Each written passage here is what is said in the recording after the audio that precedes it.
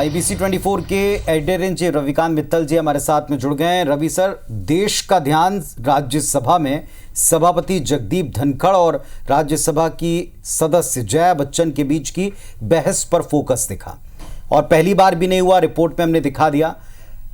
ऐसा हुआ और बार बार हुआ। हाल के दिनों में अक्सर दो दिग्गज नेताओं के बीच इस तरह के कन्वर्सेशन हुए जो सुर्खियों में आते रहे, और ये जनता के मुद्दों से इतर नाम और मान सम्मान के थे।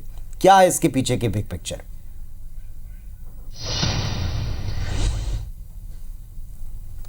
देखिए पुनीत, अमिताभ बच्चन, जया बच्चन या जया भादुड़ी, अब तो नाम लेने में भी डर लग रहा है कहीं स्क्रीन के उस तरफ सुन रही होंगी तो नाराज ना हो जाएं। अब बताइए, संसद में एक सदस्य को किस नाम से पुकारा जाए या जया बच्चन को किस नाम से पुकारा जाए, इस पर बवाल खड़ा हो जाए तो कितनी अजीब सी बात है। अरे भाई, देश के सामने, संसद के सामने कई अच्छे गंभीर मुद्दे होंगे, बड़े मुद्दे होंगे, उन पर बहस हो, उन पर विपक्ष अगर अपना विरोध प्रदर्शन करके वॉकआउट करे तब समझ में आता है। लेकिन एक सदस्य को किस नाम से पुकारा जाए, ये इसी पर ही बखेड़ा चल रहा है। और ये बखेड़ा आज का नहीं है, ये पिछले इस पूरे जो राज्यसभा की जो सिटिंग चल रही है उसमें ये 3 बार जया बच्चन इस तरीके का बखेड़ा कर चुकी हैं अपने नाम के ऊपर। अब सबसे पहले भाई, ये नाम आया कैसे, जो जया अमिताभ बच्चन? अरे भाई, जो नाम आप अपने नॉमिनेशन फॉर्म में भरोगे वही तो संसद में पहुंचेगा और राज्यसभा की लिस्ट में पहुंचेगा और उसी से आपको पुकारा जाएगा। अब अगर आपको अपना नाम पसंद नहीं है तो ये राज्यसभा की प्रॉब्लम नहीं है ना, ये तो आप अपना प्रोसीजर है। तो कैसे ये शुरू हुआ कि जो सबसे पहले जब इनको बोलने के लिए बुलाया गया तब क्या कहते हैं, डेप्यूटी चेयरपर्सन थे सीट पर, तो जब उन्होंने जया अमिताभ बच्चन बोला तो तब जया बच्चन ने फिर से ऑब्जेक्शन उठाया कि जी ये नया चल गया है, आप पति का नाम साथ में लगाते हैं जैसे कि हमारी कोई उपलब्धि नहीं है। तो उन्होंने कह दिया कि भाई देखिए, जो आपका नाम यहाँ पर लिखा है मैंने उसी को पुकारा है, चलिए बात खत्म। अब दूसरी बार जब चेयरमैन साहब सभापति जगदीप धनखड़ खुद थे तब उन्होंने नाम पुकारा तो उन्होंने फिर ऑब्जेक्शन उठाया।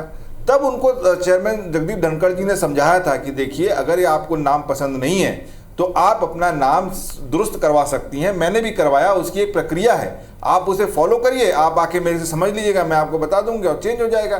नहीं, तब उन्होंने कहा नहीं जी, अमिताभ बच्चन के नाम में कोई खराबी थोड़ी ना है, मेरे को उनकी उपलब्धियों पर गर्व है और वो मेरे पति हैं, इस बात का मुझे गर्व है। तब उन्होंने ये बात कही। अब आज जब फिर एक बार वो खुद भी अपना पूरा नाम लेके बोली और हंसी के ठाके लगे पूरी सभा में। आज फिर जब ये नाम उन्होंने पुकारा तब जया जी भड़क गई कि जी मैं एक्टर हूँ, मैं समझती हूँ कि एक्सप्रेशन क्या होते हैं, टोन क्या होती है, और आपकी टोन। अरे भाई, हमने सुना, मैंने खुद सुना उसको, और कई बार सुना, 2-3 बार सुना कि जगदीप धनखड़ ने उनके नाम को किस तरीके से पुकारा, और मुझे कहीं से ऐसा नहीं लगा कि उनकी टोन में या उनके एक्सप्रेशन में कुछ ऐसा हो जो कि उनके लिए, जो वो कह रही थी कि हम एक्सेप्ट नहीं कर सकते, उसमें कोई तंज हो या उसमें कोई व्यंग हो, ऐसा कुछ नज़र नहीं आया। लेकिन आज फिर जया बच्चन ने उसके ऊपर बखेड़ा खड़ा कर दिया, उसके बाद अपोजिशन ने पूरा वॉकआउट कर दिया। हालांकि इतना सब होने पर जगदीप धनखड़ ने बहुत मज़ेदार बात बोली, जब क्योंकि जया बच्चन कह रही थी कि मैं एक्टर हूँ और ये, तो उन्होंने कहा कि भैया, एक्टर की जो डोर होती है वो डायरेक्टर के हाथ में होती है, और ये राज्यसभा में मैं ही डायरेक्टर हूँ, जो यहाँ से बैठ के मैं आप सब लोग की करतूतें देखता रहता हूँ। तो ये एक हल्का फुल्का संवाद होके ख़त्म हो जाना चाहिए था, लेकिन इसने गंभीर रूप ले लिया। पूरे अपोजिशन ने वॉकआउट कर दिया। फिर वहाँ पे सारी महिलाएं जो संसद में विपक्ष की, वो सारी इकट्ठी हो गई। सोनिया गांधी भी उनके साथ जुड़ गई। उन्होंने कहा कि नहीं जी, उन्होंने तो बहुत भारी अपमान कर दिया, वो इस तरीके से बर्ताव करते हैं, बोलते हैं। तो ये पूरा बखेड़ा खड़ा कर दिया गया और एंड में वो अविश्वास प्रस्ताव तक लाने की बात हो गई। लेकिन इसी बीच पक्ष ने निंदा प्रस्ताव भी पास कर दिया। अब बताइए, इससे किसको क्या मिला इस पूरे बखेड़े से?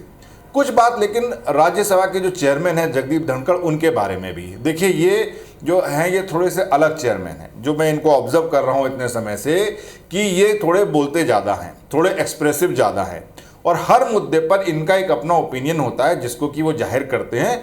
जो हमारी कई सांसदों से बात हुई तो उन्होंने कहा कि कई बार वो थोड़ा सा ज़्यादा हो जाता है, अतिरेक हो जाता है, कोई अपनी लय में बोल रहा होता है तो बीच में इंटरवीन कर देते हैं, या कुछ इस तरीके के भाव हैं।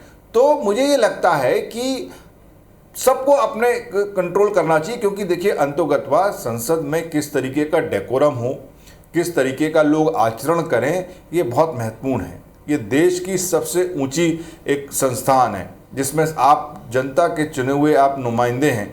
आप वहाँ पर जाते हैं, आप जनता के मुद्दे रखते हैं, आपको पूरा देश देखता है, आप लोगों के आदर्श होते हैं, एक आदर्श नेता आप समझे जाते हैं जो उसमें जाता है।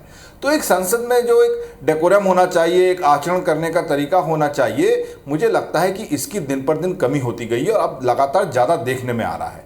तो ये उचित नहीं है भाई, किसका कैसे नाम पुकारा जाए, इस पर पूरा संसद का समय खराब नहीं किया जा सकता। इस देश में बहुत महत्वपूर्ण मुद्दे हैं, उन पर बहस हो, उन पर वॉकआउट हो, उन पर बिल पास हो, ये ज़्यादा अच्छी बात होगी, ना कि किसी मुद्दे पर इस तरीके की बहस हो।